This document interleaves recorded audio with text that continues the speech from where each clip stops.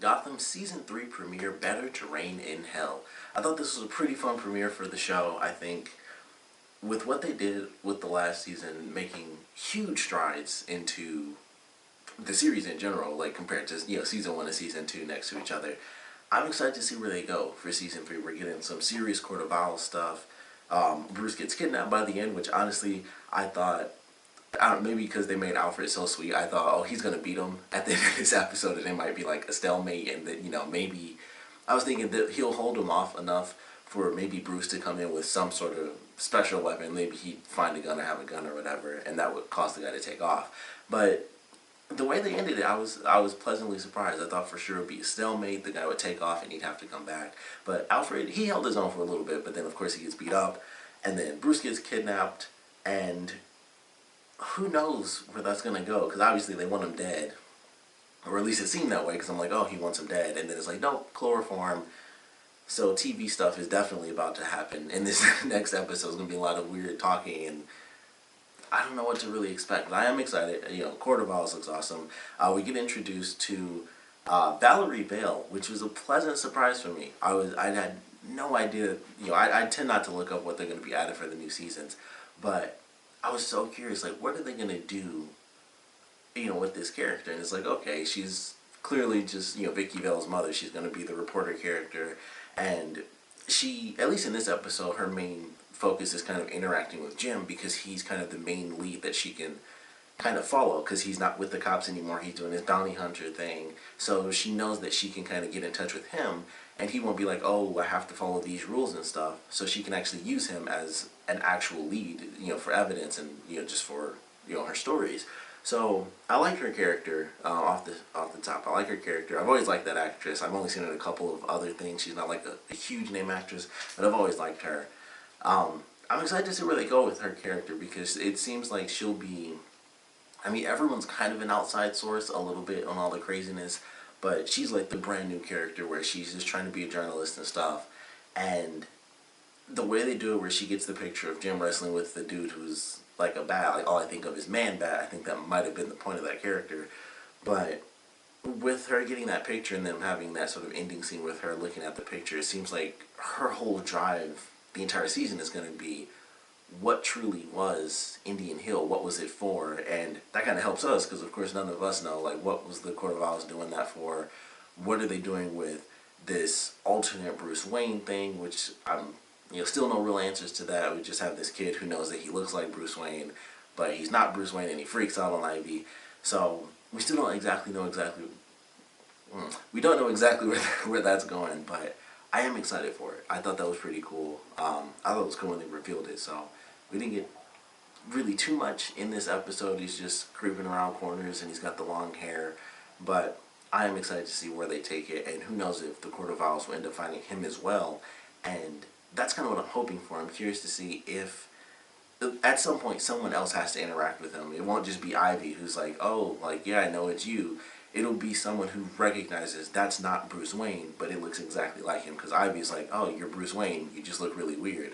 So at some point we have to get someone who's going to be able to tell, like, oh, that's clearly not the Bruce Wayne, but it's some sort of clone, or maybe some other kid who's had like plastic surgery and stuff, and we don't know if he has powers yet. That's still a kind of a question that's up in the air. He's just some person who seems like he doesn't know who he is at all, so they may have wiped his memory, as well as giving him like the plastic surgery, and that may have been the point of the Court of Owls, to implement him under mind control into actual Bruce Wayne's place.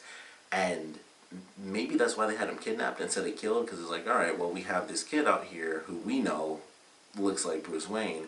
We'll kidnap him, and then if we find this clone Bruce or whatever, we can still, we can basically restart everything that we were doing with him and implement maybe all these direct memories from the actual Bruce Wayne, use real DNA from him, and I don't know, mind control this kid, change his brain up, or something. I don't really know yet, just obvious speculations. But I am excited to see what's going to be happening with that. I'm very curious what they're going to do with that character in general, with, obviously the way he looks, because of course he looks like Bruce Wayne, and his journey in itself seems pretty interesting, because of course he doesn't even know who he is.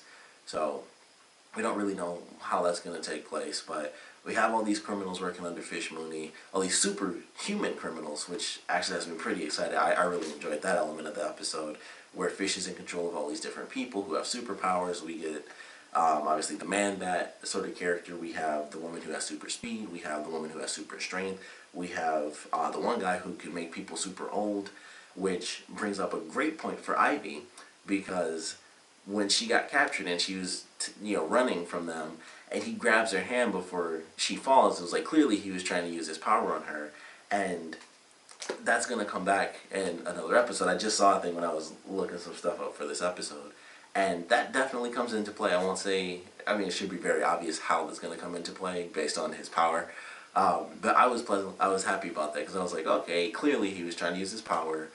And it brings up, of course, with this being pre-Batman, certain people have to be a certain age. So it makes me wonder if maybe this guy's power isn't permanent. And it just seems that way, because basically he just turns people so old that they die, and that's kind of permanent. Once you're dead, you're gone. But maybe if he cuts it off halfway, you revert back at some point. Or maybe you age slowly. Maybe that'll be something that they do. But it's going to have an effect. I don't know if it's exactly going to be in the next episode. Of course, we've been watching this late. I just had to end up seeing it on Hulu, so I don't know the preview for the next episode. But it has an effect, and I'm very excited for that. I don't know how they're going to play around with that idea of this sort of character, and I'm hoping, because of how it could play, I hope it doesn't end up being too silly and campy, because it could easily be like a comedy sort of thing, but I'm hoping they make it, take it in a more serious light. So we just have to wait and see how that plays out. But I like what they did with Fish having, her new gang with the super mutants and stuff. I love seeing this time skip. I really love that, actually. I wasn't expecting it, just the way the episode starts off. I thought it was a dream sequence. I'm not going to lie. They made it look so perfect, and they had like little dust particles and stuff. I was like, this is definitely a dream sequence. And basically what they established in this very abrupt opening was, here's perfect life. And Jim goes up to the window, and it's like, and Lee is not in the whole season. I feel like that's what that whole opening scene was like. All right, here's her shot. She's out of the whole season. Now they're not together. So she's with some random guy. Who knows? Like I said, I don't know if the point of that was, all right, we got our one scene with her, and they skip like 6 months or something right after that, and it's like super dark. It's like all perfect and beautiful and full 60s style, and then it's like gross and blue and black and 6 months later. So I guess the point of that opening sequence was, here's how happy she is, and this is why Jim is upset, and now she's out of the entire series. Maybe, I don't know. I guess I'll have to wait and see. Maybe that's, I don't know if that was a contract thing or what was going on there, but it seems like that's kind of the way things went. It was like, okay, he's going to try to find her, and the whole thing with losing the kid, which I personally thought may have been fake, because it seemed like they kind of rushed into that sort of element of the show where it's like, oh yeah, she lost the baby. I always thought that was a little rushed, and I was like, I don't know if that's 100% true or not. So maybe they'll bring that back up. Once you see the person you loved and you try to find them and you see them happy with someone else, you probably wouldn't stick around to see if they had a kid, so maybe they could easily bring that back up, where he didn't see the other side of it, where his child is actually alive. So a lot of elements of what they could do with that, but it seemed like, here she is, and that's why she won't be in the rest of the series. So I could be wrong, but that kind of seemed like how they were playing it in that opening. But I like the time skip. Everyone's in kind of different positions. We have Bullock, he's kind of back in his old position, and Barnes, who's come back to take over as commissioner. And then we have Penguin, Butch, Barbara, and Tabitha, and the way that they've changed is the craziest thing to me. So we had the second season where all this crappy stuff went down for Penguin. He has this one person who's still alive that killed his mother. He got like basically half the duo that killed his mother. He took care of that. But he still has Tabitha in the way. And now, I guess Butch is based on how they showed it, they weren't partners. Butch was working under him, which I thought was a little weird, because I was like, okay, if they were equal partners, I could see that. Like, if things kind of just played out the way they did, and they just broke off as equal partners, like, you know what, things have been nuts, you have your power, I have my power, we just team up. That would make more sense to me, but it seems like Penguin has officially taken over, and I think they could play the mental aspect of it, because they kind of did a little bit with clearly Butch and Tabitha are no longer together. And it still affects Butch, which was one of my favorite scenes where he asked her how she was doing twice. I love that scene because he's like, he still has feelings for her, but she broke it off with him. And Tabitha and Barbara are, I'm guessing they aren't together, because I swear there are like 3 separate times I thought they were going to kiss. I'm like, they clearly had that weird sort of play relationship when they were introduced to each other. And I'm like, honestly, I really can't tell. It's like that. I think that's kind of the point, is to kind of play around with the idea. Maybe they will end up together, maybe they won't. But I'm like, did she break up with Butch to end up being with Barbara, or they just broke up randomly and her and Barbara just opened up this club?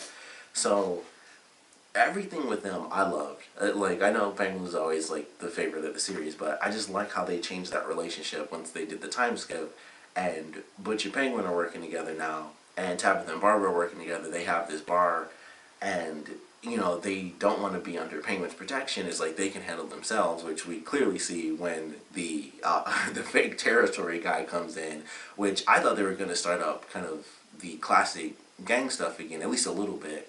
And it's like, nope, they kill off the 2 guys. Tabitha just comes in, kills both of them off. And Barbara just beats the crap out of the one dude. I, of course, thought she like flat out murdered him. And then they go to the other scene where they get Penguin and Butch in there, and he's just messed up. But that was a great scene. I was like, all right. I mean, Tabitha, of course, like, Barbara's just insane, but Tabitha's like actually tough. So the two of them together is like an insanely dangerous combination, because Tabitha's like clearly a little crazy, but she's more like the tough side. And Barbara, as we know, is just absolutely the crazy side of things. So them teaming up, I think, is great. I thought that was fun to watch. And Barbara showed like her sly side, where she's like, clearly Butch was the one that set this up just so that he could hold it over Tabitha. But I love that. It was funny. And then just the way they ended that whole scene, where Penguin was just, he was mad at him. He's like, whatever. And he just like shoots the guy straight in the head.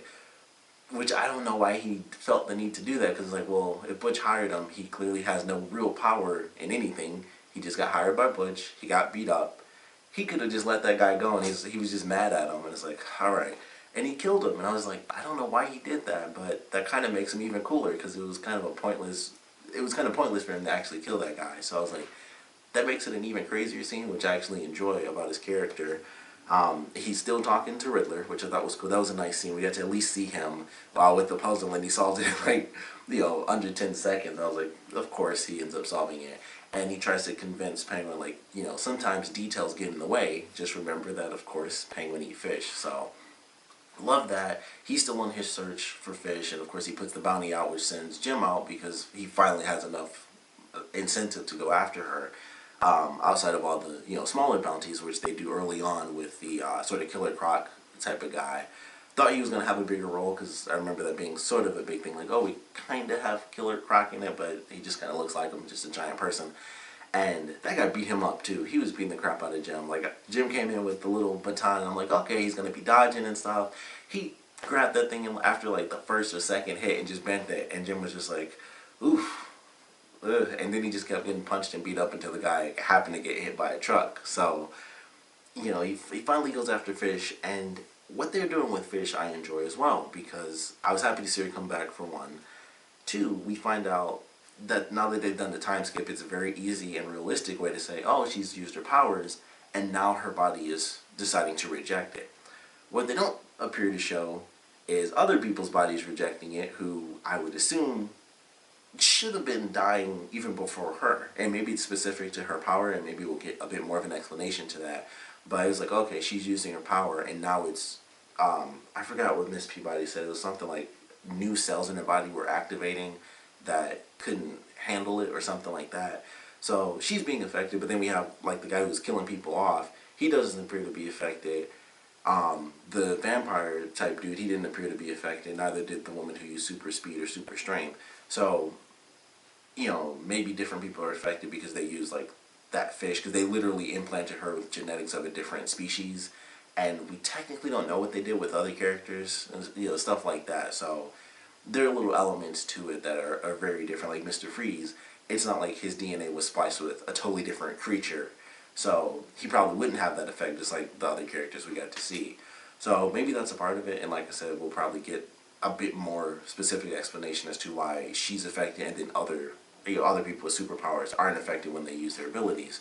So that might come up a little later on, but I like that idea that she's so powerful right now where she can manipulate anyone to do anything, and she's trying to do something, which Penguin talks about, and that's why he's freaking out. Like, she could have killed me after all the crap we went through, but she just let me go because she's clearly planning something bigger.